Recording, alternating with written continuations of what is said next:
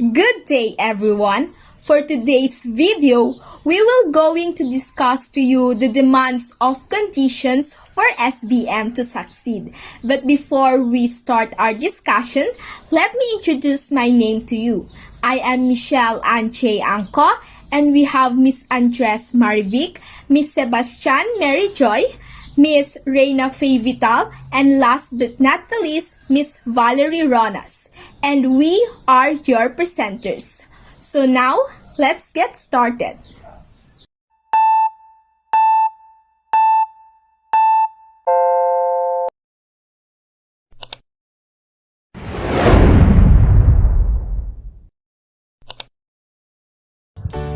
So let's first tackle about the condition for the success of school-based management.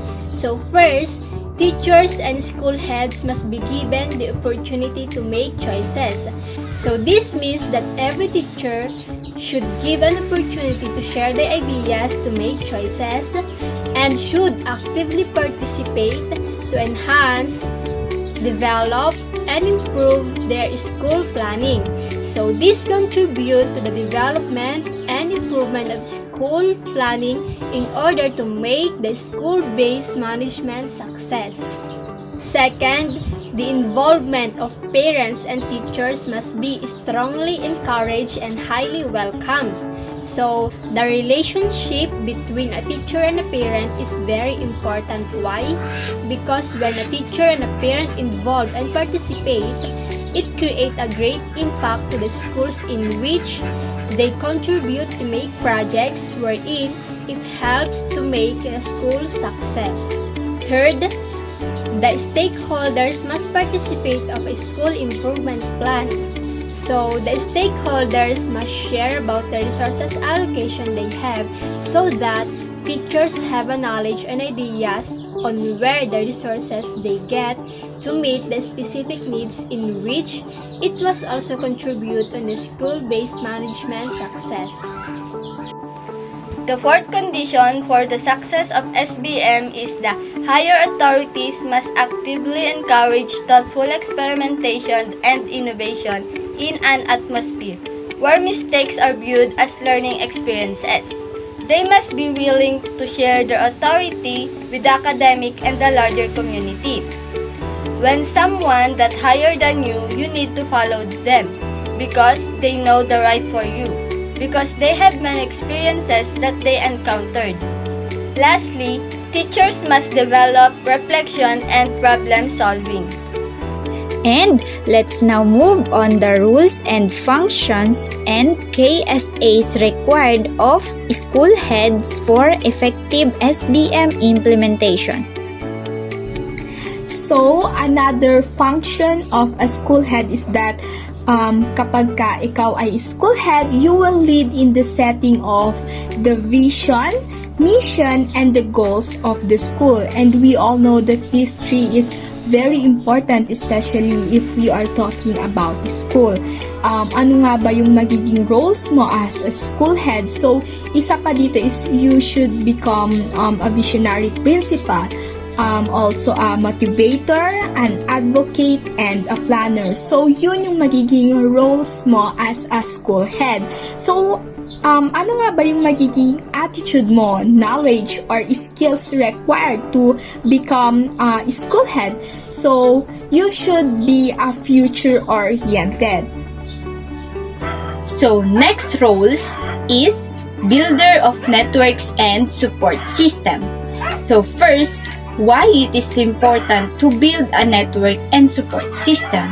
It is important because networks in education is a tool for better connectivity between stakeholders within and between different levels of the system to achieve defined educational goals and greater equity, efficiency, and quality. Furthermore, networks can serve as an environment to explore and pilot new policies, pedagogical ideas, and working methods. Now, let's see the function. Function is organize, expand school community and local government networks and groups that will actively participate in school improvement.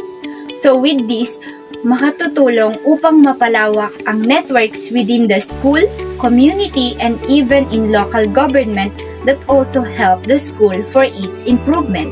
Now, let's see the knowledge, skills, attitude required. Networking, mobilizing, social mobilization, and advocacy. So, dito naman, the school head could improve the student ability in social mobilization, like ang mga estudyante ay magiging bihasa in communicating and participating in others. So, next function is lead in developing the school improvement plan with the participation of the staff and the community. So, dito naman sa function na ito, the school could develop the staff and the community to participate each other with the help also of the school head with his or her roles in builder of networks and support system. And lastly, let us see the knowledge, skills, attitude required.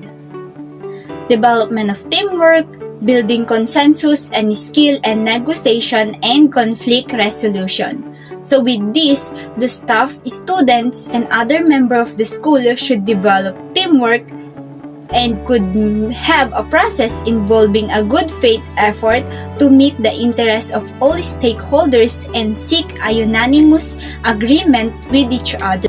Another role of a school head is being a curriculum developer. Their function is to create a physical and psychological climate conducive to teaching and learning. The skills required is development of collective accountability for school and performance. The second function under the role of a school head as a curriculum developer is to localize and implement school curriculum. The localization of the curriculum can allow learning to become more meaningful and relevant. It supports policy formulation and standard setting for reform of the curriculum and the impact of this on teacher skills and knowledge. Localization will involve the use of local materials both as the subject and the object of instruction. Localization will also involve making the local culture an integral part of the curriculum. The third function is to encourage development and use of innovative instructional methods focused on improving learning outcomes, increasing access to basic education, improving the holding power of schools, and addressing specific local problems. The school head work alongside teachers to provide support and guidance in establishing best practice in teaching. School heads employing this model of leadership communicate with their staff and together set clear goals related to student achievement. Creation of an open learning system based on several resource materials rather than on single textbooks. The skills required on this function is participatory and peer-based instructional supervision.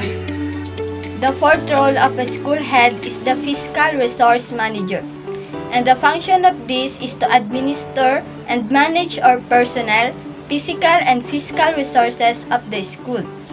This is under the direction of designated administrator or director that manage or supervise the fiscal activities for a large unit. And in this role, the knowledge, skill, or attitudes that required is the fund management. And the second function is to encourage and accept donations, gifts, requests, and grants for educational purposes and report all such donations to appropriate offices. So this was help a school, most especially the students and the teachers, to meet their specific needs in school.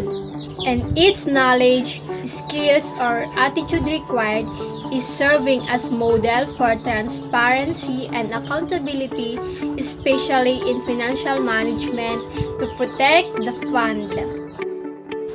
And this will be the end of our presentation. Thank you for listening and have a great day.